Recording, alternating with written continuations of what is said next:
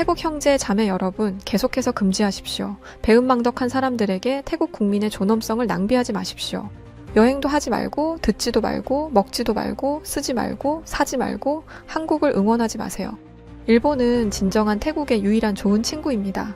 한국은 이전에 일본의 노예였습니다. 이래서 일본 사람들은 뭐든지 한국 사람을 쳐다보는 거구나. 한글이 들어간 제품은 다 차단합니다. 나는 수년 동안 삼성을 사용해 왔습니다. 이제 우리는 더 이상 한국 제품을 사용하지 않습니다.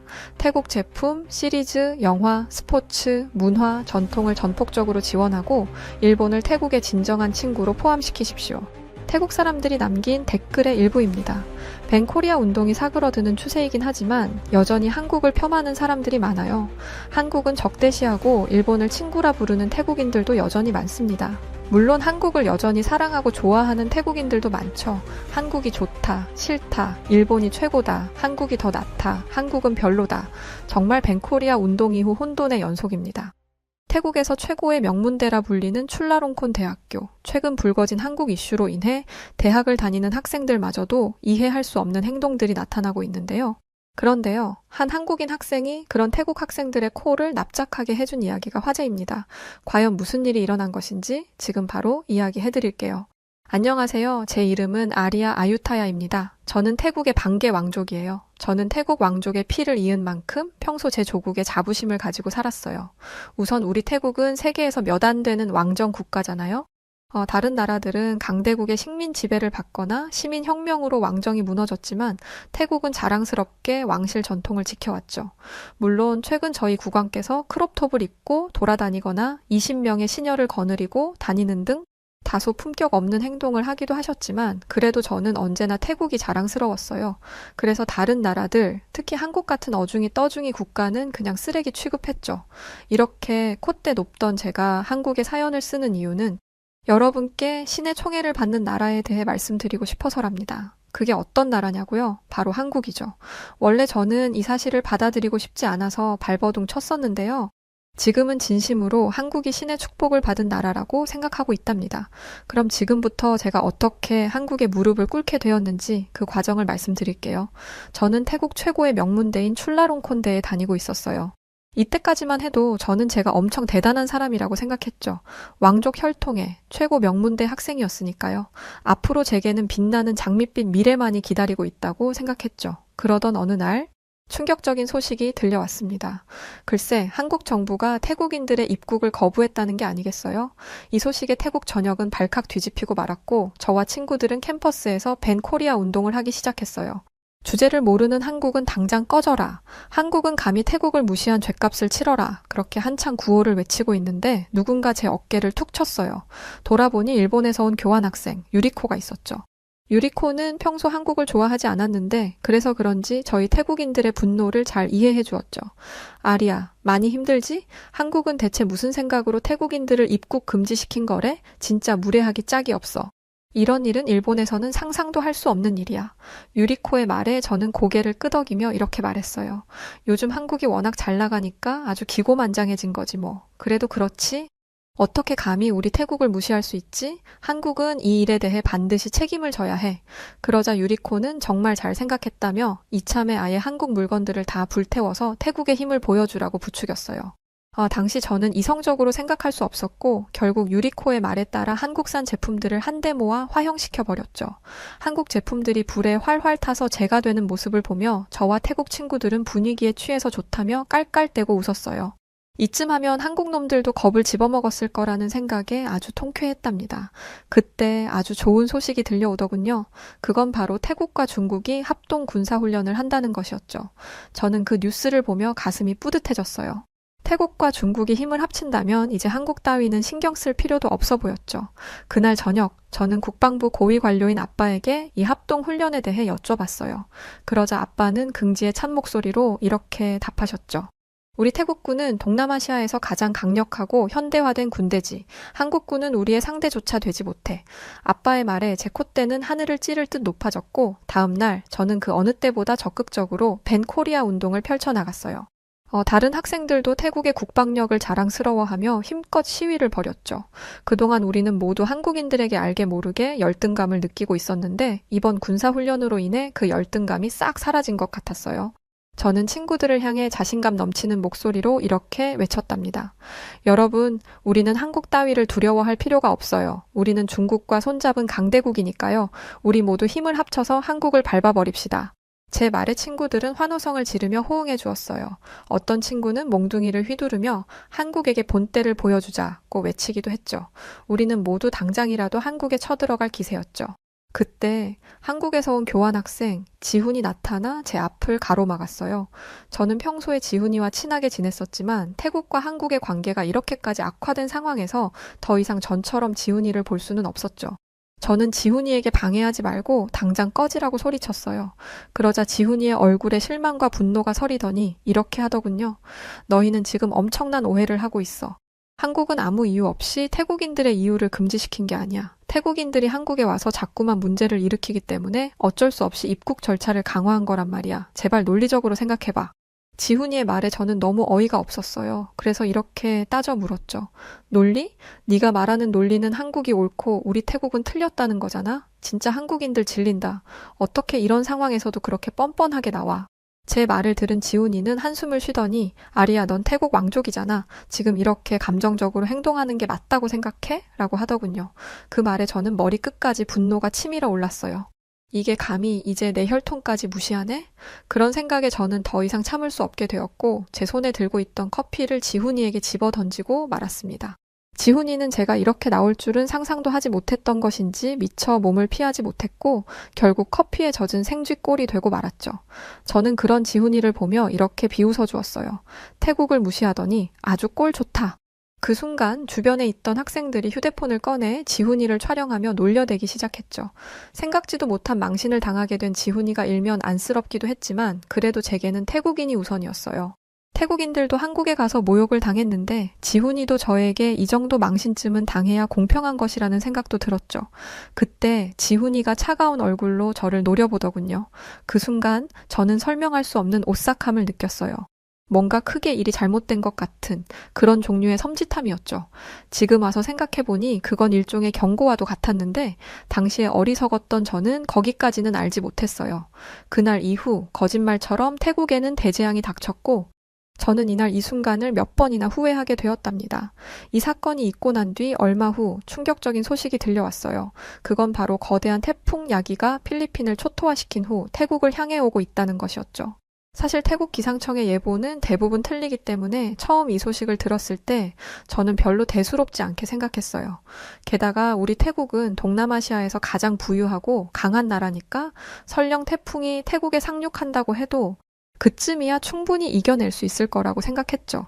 하지만 현실은 제 예상과 완전히 달랐어요.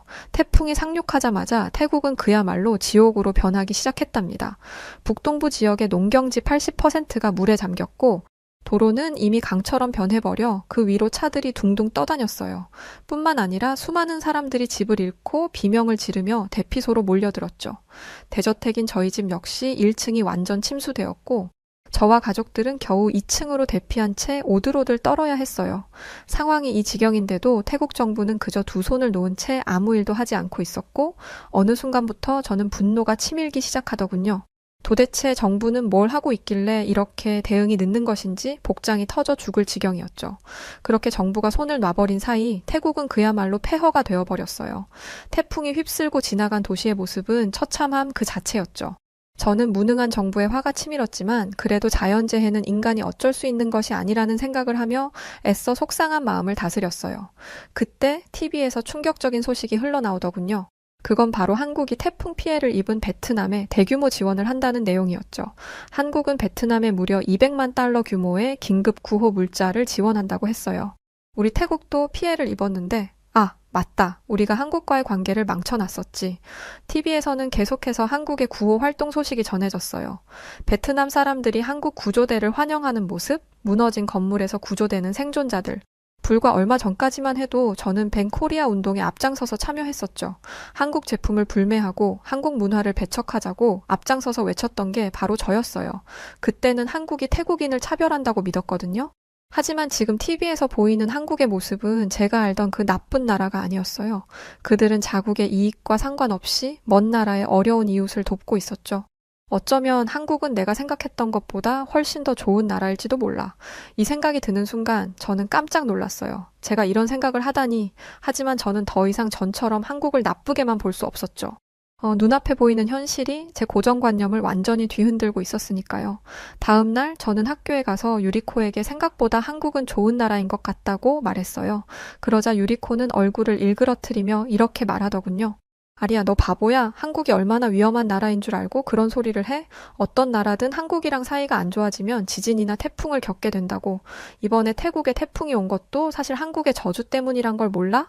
유리코의 말을 들은 저는 폭소를 터뜨렸어요. 태국 최고의 명문대에 다니던 유리코가 겨우 그런 미신이나 믿다니 어이가 없었거든요. 하지만 유리코의 표정은 진지했죠. 너 내 말 못 믿는구나? 좋아, 그럼 지금부터 내 말이 진짜라는 걸 보여줄게. 한중일 3국은 서로 가까이 붙어 있는데 매년 태풍 피해를 입는 건 대부분 일본과 중국이야. 그게 다 제주도의 재수 없는 한라산 때문이고 태풍이 아무리 한국으로 향해 봤자 한라산이 딱 버티고 서태풍의 경로를 일본이나 중국으로 틀어버리는 거지. 그것 때문에 우리 일본인들과 중국인들은 한라산을 아주 혐오하고 있어. 일본의 어떤 무녀는 한라산의 여신이 한국을 수호하고 일본을 저주한다는 소리를 한 적도 있어.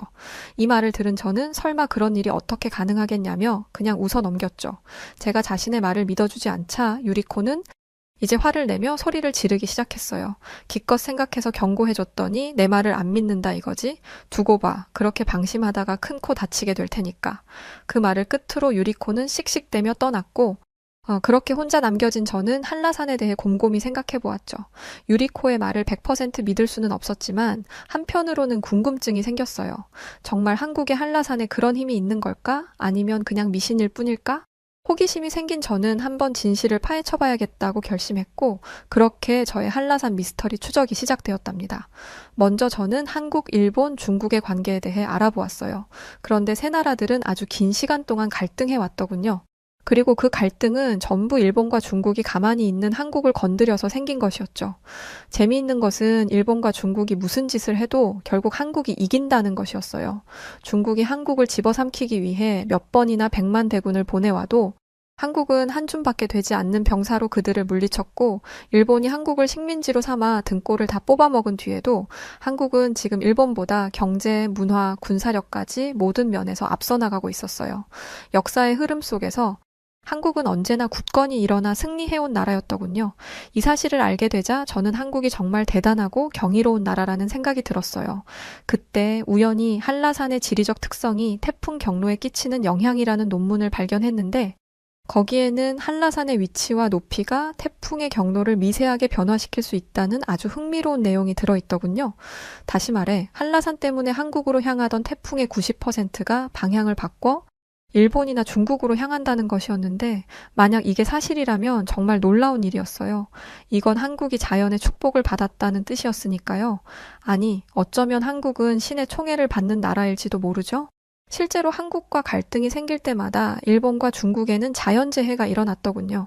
일제강점기에는 일본의 관동 지방에 엄청난 지진이 발생했었고 지금도 한국을 향해 다케시마는 일본 땅이다와 같은 망언을 할 때마다 쓰나미가 발생해 후쿠시마 원전이 파괴되거나 태풍 산산이 상륙해 일본을 쑥대밭으로 만들어버렸죠. 그리고 이건 중국도 마찬가지였어요. 중국인들이 한국인의 조상은 사실 다 중국인이다. 한복도 김치도 사실 다 중국 것이다와 같은 헛소리를 해서인지 최근 중국에서는 중국에서 두 번째로 큰 호수의 뚝이 무너지며 그 일대가 물에 잠기고 100명에 가까운 사람들이 목숨을 잃기도 했죠. 이건 마치 감히 한국을 건드린 일본과 중국의 신이 벌을 내리는 것 같더군요. 바로 그 순간 저는 오싹해지고 말았죠. 왜냐하면 요즘 우리 태국도 한국을 욕하기 바빴으니까요. 설마 그것 때문에 태국이 유례없이 강한 태풍을 겪은 건가? 이런 생각이 들자 저는 두려운 마음이 생기기 시작했어요. 물론 이런 생각이 과학적이지 않다는 것은 저도 잘 알고 있었지만 그래도 이 세상에는 과학만으로 설명하기 힘든 일들이 아주 많으니까요. 게다가 한국을 괴롭힌 나라에 자연재해가 발생한다는 것에는 묘한 패턴이 있어서 아무리 생각해도 이것을 그냥 우연으로 치부하기에는 뭔가 너무 찜찜했죠.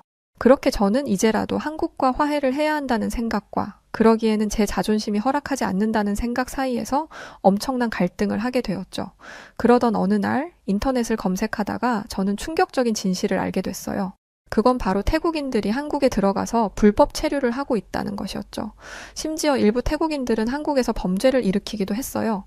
한국은 원래 전 세계에서 손꼽히는 안전한 국가인데 태국인들이 일으키는 문제들로 인해 골머리를 썩게 되었고 그로 인해 태국인의 입국 제한 조치를 시작했던 것이었죠. 이 사실을 알게 되자 저는 부끄러움에 고개조차 들 수 없었어요. 태국은 가해자이면서 뻔뻔하게 피해자인 척을 했던 것이었고 심지어 한국을 저주하고 밴 코리아 운동까지 벌였으니 그런 저희를 보며 한국인들은 얼마나 화가 났을까요? 저는 이제라도 태국의 잘못을 인정하고 모든 것을 바로잡아야 한다는 생각이 들었죠. 그리고 다음 날 저는 즉시 행동에 나섰어요. 저는 학교 게시판에 한태 친선 동아리 회원 모집, 우리 함께 오해를 풀고 새로운 관계를 만들어가요 라고 쓰여진 포스터를 붙였죠. 그런 저를 보며 친구들은 악담을 퍼부었어요. 이 배신자, 너 태국 사람 맞아? 아리야, 너 미쳤어? 한국 놈들하고 무슨 친선을 하겠다는 거야. 친구들이 이렇게 말할 때마다 저는 그동안 우리가 한국을 오해했던 거다. 태국은 절대 한국과 사이가 틀어지면 안 된다고, 한국을 잘못 건드렸다가는 신의 분노를 일으킬 수도 있다고 말하며 친구들의 마음을 돌리려고 노력했죠. 그럴수록 저를 아니 꼽게 보는 사람들이 생겨났어요. 특히 밴 코리아 운동 세력이 저에게 테러를 가하기 시작했죠. 어느 날 동아리실 문을 열었더니 끔찍한 광경이 저를 기다리고 있더군요. 글쎄, 벽에 붉은 페인트로 매국노라는 글자가 적혀 있는 게 아니겠어요? 거기에 더해 제가 만든 동아리 홍보 책자도 전부 갈기갈기 찢어져 있었죠. 이어서 제 휴대폰에 협박 메시지가 도착했어요. 이 한국에 미친 여자야. 당장 동아리 활동 중단해. 안 그러면 가만두지 않을 줄 알아. 이 메시지를 보는 순간 저는 솔직히 너무 두려웠어요. 하지만 이대로 물러설 수는 없었죠. 왜냐하면 저는 한국과 사이좋게 지내는 것만이 태국이 살아남을 수 있는 길임을 알고 있었으니까요. 결국 저는 그 다음 날에도 저희 친선 동아리 홍보 활동에 열을 올렸어요. 다행히 시간이 갈수록 저희 동아리에 관심을 보이는 친구들이 하나씩 늘어갔죠. 일주일이 지나자 동아리 회원이 10명으로 늘어났고 저는 그걸 기념하며 한국 영화 상영회를 개최하기로 했어요. 며칠 뒤 드디어 상영회 전날이 되었고 모든 것이 완벽해야 한다는 생각에 저는 늦은 시간까지 학교에 남아 최종 점검을 하고 있었죠. 하나하나 꼼꼼히 확인하다 보니 어느새 시계는 새벽 2시를 가리키고 있었어요. 몸은 피곤했지만 저의 이런 노력이 태국과 한국의 관계 개선에 도움이 될 것이라고 생각하자 힘이 나더군요. 그래도 내일 상영회를 성공적으로 개최하려면 이제 그만 집에 가 쉬어야 했고 그렇게 저는 강당문을 닫은 뒤 어두운 복도를 걷기 시작했답니다. 그때 저 앞에서 수상한 기운을 풍기는 사람들이 나타났어요. 저는 왠지 모를 불길한 느낌에 주춤주춤 뒤로 물러섰죠. 그런데 갑자기 뒤에서 누군가 제 어깨를 강하게 붙잡더군요. 그들은 반코리아 운동 세력이었고 두 눈에 분노를 가득 담은 채 저를 노려보고 있었죠. 우리가 동아리 활동 중단하라고 했지? 그런데도 감히 한국 영화 상영회를 하려고 해? 이 배신자, 어떻게 태국을 등지고 한국 편을 들 수가 있어? 이 상영회가 열리면 태국이 한국에 굴복하는 거나 마찬가지라고. 그런 걸 우리가 가만히 두고 볼 것 같아? 저는 공포에 떨면서도 용기를 내어 이렇게 소리쳤어요. 내가 하는 일은 전부 태국을 위한 거야. 한국은 함부로 건드리면 안 되는 나라라고. 너희도 이제 제발 정신 차리고 반코리아 운동 같은 건 당장 집어치워. 그러자 제 말에 격분한 놈들 중 하나가 주먹을 들어 올렸어요. 닥쳐, 너 같은 배신자는 뜨거운 맛을 봐야 정신을 차리지. 놈은 그렇게 말하며 제게 주먹을 휘두르려 했고 저는 본능적으로 눈을 질끈 감았죠. 이제 끝인가 하는 생각이 스쳐 지나갔죠. 그런데 이상하게도 주먹이 날아오지 않더군요. 그 대신 누군가의 거친 숨소리와 옥신각신하는 소리가 들려왔어요. 어떻게 된 일인가 싶어 살짝 눈을 떠보니 마치 영화의 한 장면처럼 지훈이가 놈의 주먹을 공중에서 붙잡고 있었어요. 방금 전까지 도서관에서 공부를 하고 있었던 것인지 지훈이는 등에 커다란 책가방을 메고 있었죠. 그런데 그 모습이 꼭 정체를 숨긴 슈퍼히어로처럼 보여서 더 멋있었어요. 그런데 밴코리아 운동 세력은 지훈이의 등장에 더 격분하기 시작했어요. 한국 놈이 뭔데 우리 일에 끼어들고 난리야? 재수없게 나대지 말고 이거나 먹고 떨어져? 그놈은 그렇게 말하며 지훈이에게 주먹을 휘둘렀고 그 순간 지훈이는 재빨리 몸을 틀어 공격을 피하더니 순식간에 자세를 고쳐잡고 그대로 돌려차기를 날렸어요. 그 엄청난 위력에 지훈이를 공격했던 놈은 저 멀리 뒤로 날아가 바닥을 나뒹굴게 되었죠. 이어서 다른 놈들도 지훈이를 공격하기 시작했지만 그 누구도 지훈이의 상대가 되지 못했어요. 지훈이는 정확한 타이밍의 연속으로 발차기를 날렸고 그와 함께 놈들은 모두 쓰러지고 말았죠. 지훈이 혼자서 3명의 남자를 쓰러뜨린 거예요. 저는 이 믿기지 않는 광경에 놀라서 입을 다물지 못했어요. 이건 마치 액션 영화의 한 장면을 실제로 본 것 같은 기분이었죠. 지훈아, 나는 네가 이렇게 싸움을 잘하는 줄 몰랐어. 뭐야, 너 사실 무슨 비밀 요원인 것 아니야? 그러자 지훈이는 쑥스러운 듯 웃더니 머리를 긁적이며 이렇게 대답했어요. 그게 사실 나 중학생 때까지만 해도 태권도 유망주였거든. 공부 시작하고 나서 운동 안 한 지 꽤 됐는데 몸이 아직도 기억하고 있을 줄은 몰랐네. 1대 3으로 싸워서 이겨놓고 그게 별일 아니라는 듯이 말하다니. 방금 전까지 액션 영화의 주인공 같았던 사람이 이렇게 담담하게 말하니 오히려 더 비현실적으로 느껴졌어요. 저 같았으면 내가 네 생명의 은인이라고 큰 소리를 치며 있는 대로 잘난 척을 했을 텐데 지훈이는 그저 겸손할 뿐이었죠.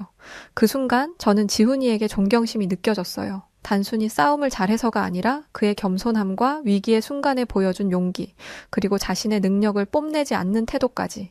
이 모든 것이 지훈이라는 사람의 진정한 가치를 보여주는 것 같았죠. 저는 한국을 멋대로 오해하고 지훈이에게 커피를 뿌리는 굴욕까지 줬었는데 지훈이는 그런 것을 전혀 신경 쓰지 않고 일말의 망설임도 없이 저를 구해주었다는 것에도 부끄러움과 함께 고마움이 밀려왔어요. 지훈아, 정말 고마워. 네가 없었다면 지금쯤 난 어떻게 됐을지 몰라. 그리고 전에 너한테 커피 뿌리고 그랬던 거 정말 미안해. 그때는 내 머리가 어떻게 됐었던 것 같아. 진심으로 사과할게. 제 말에 지훈이는 그저 웃으며 손사래를 쳤어요. 그 일은 벌써 다 잊었으니까 신경 쓰지 마. 친구끼리 돕는 것도 당연한 거고, 그래도 정 고맙고 미안하면 팟타이 한번 사주든가. 지훈이는 그렇게 말하며 장난스럽게 웃었고 그 순간 저도 방금 전까지의 긴장감이 한순간에 녹아내리며 웃음이 터져 나왔어요. 그렇게 저희는 다음 날 근처에 있는 태국 음식점으로 향했고 그곳에서 서로 많은 이야기를 나누었어요.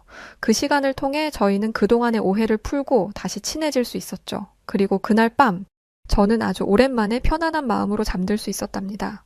어쩐지 내일 있을 한국 영화 상영회도 대박이 날 것만 같은 기분이 들었죠.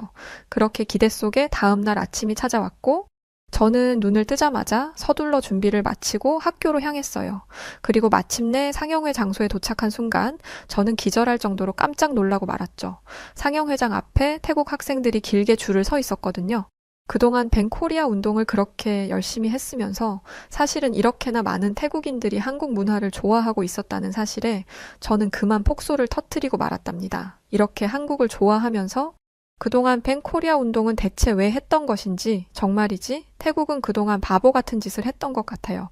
태국은 사실 팬코리아가 아닌 팬코리아였는데 말이죠. 그렇게 한국 영화 상영회는 대성공을 거두었고 그날 이후 저희 동아리에는 가입 신청서가 물밀듯이 쏟아지기 시작했죠. 마치 오랫동안 숨겨왔던 비밀 취향을 드러낸 것처럼 학생들은 앞다투어 가입 신청서를 내밀었어요. 어느새 저희 동아리 방에는 가입 신청서가 산더미처럼 쌓이게 되었답니다. 그러던 어느 날 전에 저를 괴롭혔던 벤코리아 운동단체의 일원이 저를 찾아왔는데 세상에 그놈도 저희 동아리에 가입하고 싶다며 신청서를 내미는 게 아니겠어요? 그는 쑥스러운 듯 얼굴을 붉히더니 이렇게 말했죠. 그게 사실은 나도 한국 드라마를 좋아해서 이해해 주세요. 그 순간 저는 참았던 웃음을 터뜨리고 말았답니다. 이제야 모두가 한국을 사랑해마지 않는 자신의 진심을 인정하기 시작한 것 같았거든요. 마치 오랫동안 숨겨왔던 비밀 연애를 드디어 공개하는 것처럼 태국 사람들의 얼굴에서 해방감이 느껴졌어요. 그렇게 태국 전역에서 벤코리아 운동은 서서히 모습을 감추기 시작했답니다. 어느 날은 카페에 가보니 거기 주인 아저씨가 케이팝을 틀어놓고 춤까지 추고 있더라고요. 전에는 한국 노래만 들어도 얼굴을 찌푸리던 사람이었는데 말이죠. 제가 그 모습을 보며 황당하다는 표정을 짓자 주인 아저씨는 잠시 부끄러워하는 것 같더니 이렇게 말했어요. 사실 나 옛날부터 블랙핑크 팬이었어. 그동안은 어쩔 수 없이 숨겼던 거지. 그래도 이제는 더 이상 숨기기 싫어서 그냥 당당하게 틀어놓기로 했어. 오늘부터는 한국 메뉴도 팔기 시작했고 말이야. 그러고 보니 메뉴판에 한국식 달고나 라떼와 불고기 샌드위치 같은 메뉴들이 새로 생겨 있더군요. 이곳은 불과 얼마 전까지만 해도 한국 손님은 출입 불가였던 가게 정말 대단한 변화였죠. 그리고 벤코리아 시위를 하는 곳에서 아주 웃긴 일이 있었는데요. 글쎄, 시위대 중 한 명이 몰래 한국식 김밥과 컵라면을 먹다가 들켰다는 거예요. 그 모습을 본 시위대 사람들이 넌 배신자야 라고 소리쳤는데 그 사람은 이렇게 말했다고 해요. 한국 음식이 맛있는 걸 어떻게 해? 내가 태어나서 먹어본 음식 중에 김밥이 제일 맛있단 말이야. 그 말에 시위대는 어떻게 대처해야 할지 몰라 한참을 우왕좌왕했다고 하더라고요. 그 소식을 듣고 저는 배꼽을 잡고 웃었답니다. 물론 아직까지 태국에서 완전히 한국에 대한 편견이 사라진 것은 아니지만 그래도 저는 조만간 벤코리아라는 말이 우스운 옛날 이야기로만 남을 날이 올 거라고 믿어요. 어쩌면 10년 후 저는 반코리아가 뭐냐고 묻는 제 아이에게 이런 말을 하게 될지도 모르죠. 아, 그건 옛날에 바보 같던 어른들이 한 우스운 짓이란다. 한국은 태국에 아주 소중하고 중요한 나라니까. 너랑 내 친구들은 절대 그런 짓을 하면 안 돼? 저는 이런 날이 오기만을 기대하고 있어요. 그리고 언젠가 그날이 오면 저는 제주도의 한라산에 가보고 싶어요. 한국을 수호한다는 그 신비로운 산이 어떤 곳인지 꼭 한번 보고 싶거든요. 한라산의 정상에 오르면 어쩐지 한국이 가진 좋은 기운을 저도 나눠받을 수 있을 것 같기도 하고요. 그러면 저는 그 기운을 가득 안고 태국으로 돌아와 더 많은 사람들에게 한국의 아름다움과 경이로움을 전할 수 있겠죠. 한국과 태국 두 나라가 하루빨리 좋은 사이가 되기를 바라며 저는 이만 물러가 보도록 할게요. 긴 이야기 들어주셔서 감사해요. 네, 오늘 사연은 여기까지입니다. 이제는 지난 일들이겠죠? 요즘 태국은 벤코리아 운동이 거의 사라지다시피 되었다고 해요. 느낀 거겠죠? 잠깐의 불장난으로 오히려 큰 화를 겪게 되었으니까 말이죠. 아무쪼록 사연자처럼 한국과 태국이 좋은 관계로 지속되길 바라봅니다. 사실 태국은 우리 한국 전쟁을 도와준 참전 국가이기도 하니까요. 자, 그럼 오늘 사연 어떠셨나요? 사연이 좋으셨다면 구독과 좋아요 부탁드리고 그럼 지금까지 저는 여우튜브의 송은지였습니다. 알찬 사연으로 다시 오겠습니다. 영상 끝까지 봐주셔서 고맙습니다. 그리고 우리 구독자 여러분들 모두 감사드리고 사랑합니다. 당신만의 유튜브